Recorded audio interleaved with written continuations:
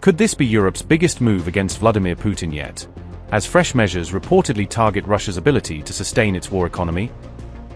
Europe is intensifying pressure on Putin's oil network, with a new crackdown aimed at disrupting the routes and mechanisms used to keep Russian energy exports flowing. In just 2 weeks, Russia's so-called shadow fleet has reportedly come under scrutiny once again, raising fresh questions about Moscow's sanctions evasion tactics. The European Union is tightening the screws on what it sees as Russia's efforts to bypass sanctions, placing Moscow's alleged sanctions-dodging network under renewed pressure.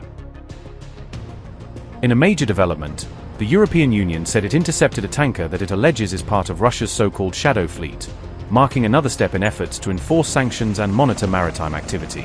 According to Reuters, the Italy-led European Union naval mission boarded the Toa Payoh tanker as part of an inspection carried out under the bloc's maritime security operations. The operation was conducted by the EUNAVFOR MED mission in the Mediterranean, with naval personnel carrying out a boarding and document inspection of the vessel. The European Union naval mission was supported by Greek and Polish military assets, reflecting coordinated multinational participation in the enforcement operation. It was the second such operation in less than 2 weeks, highlighting Europe's intensified efforts to enforce sanctions and increase scrutiny of vessels suspected of violating restrictions. The Toa Payoh is listed under European Union sanctions, making it one of the vessels subject to enhanced monitoring and inspection by EU authorities.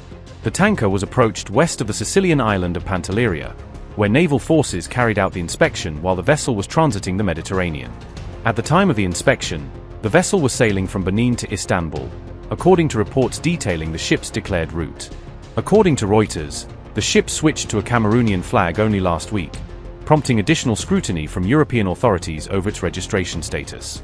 Authorities inspected whether the vessel was legally entitled to sail under its newly adopted flag, examining compliance with international maritime regulations.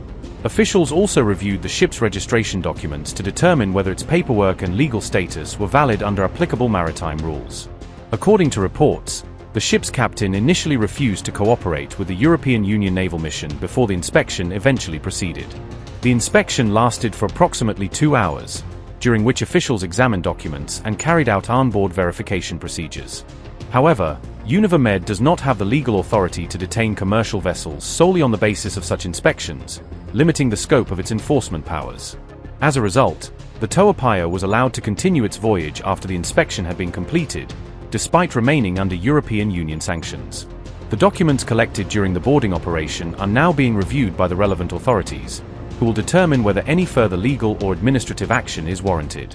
The latest interception comes as Russia's missile attacks continue to target Zaporizhzhia, underscoring the broader backdrop of heightened tensions between Russia and European governments.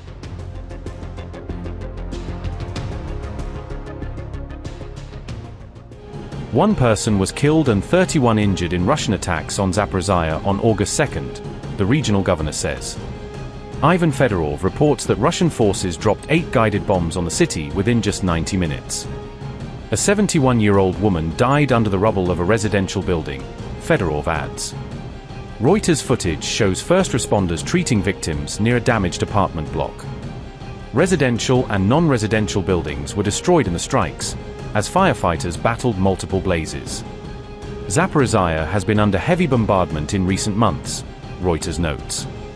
The latest strike comes after a series of massive missile and drone attacks on Kyiv. Ukrainian officials say Russia is intensifying a campaign against urban centers and key logistics hubs.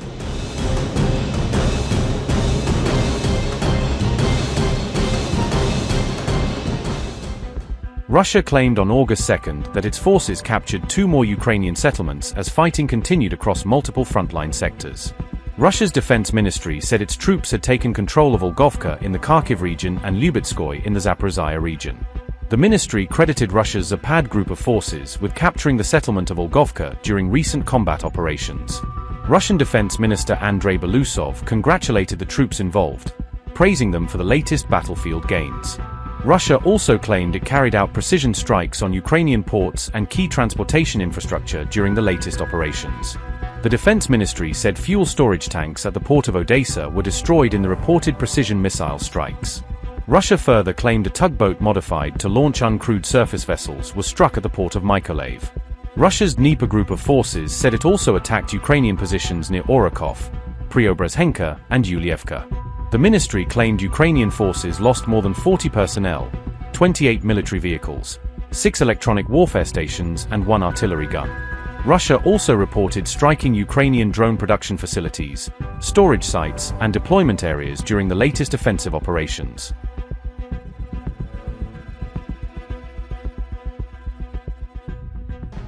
A Russian drone struck a Rozetka warehouse in the Kyiv region on August 1st, killing 1 employee and injuring 7 others. The attack hit the company's logistics facility in Brovary, located northeast of the Ukrainian capital, Kyiv. Rozetka said around 270 employees were working inside the warehouse when the Russian drone struck the facility. The company identified the employee killed in the attack as Volodymyr Melnichenko and confirmed his death. Rozetka said the injured workers received medical treatment, while 1 person remained in serious condition after the strike. The warehouse attack followed Russia's large-scale missile and drone barrage against Kyiv and surrounding areas earlier the same day. Ukrainian officials said the wider assault damaged residential buildings, industrial facilities, a school, and the Lithuanian embassy.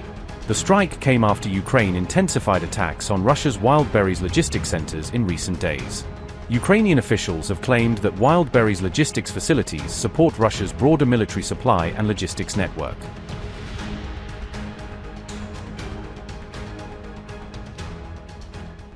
Russia launched its second major missile attack on Ukraine in just 48 hours, marking another significant escalation in the ongoing conflict and intensifying pressure on the country's air defenses. Multiple ballistic missiles struck Kyiv during the early hours of August 1st, triggering air raid alerts and sending residents rushing to shelters across the Ukrainian capital. At least 9 people were killed and 23 others were injured in the overnight attack, according to Ukrainian officials, as emergency teams continued search and rescue operations. Fires and extensive damage were reported across at least 5 districts of Ukraine's capital, with residential buildings and civilian infrastructure among the affected sites. Kyiv's Darnitsky district suffered the highest casualties, with 7 people reported killed as the missile strikes caused widespread destruction in the area. 14 people, including 2 children, were injured in the Darnitsky district, where emergency responders treated the wounded and searched damaged buildings for survivors. The attack came after Ukraine's Air Force warned that multiple ballistic missiles were heading toward Kyiv, urging residents to remain in shelters as the threat unfolded.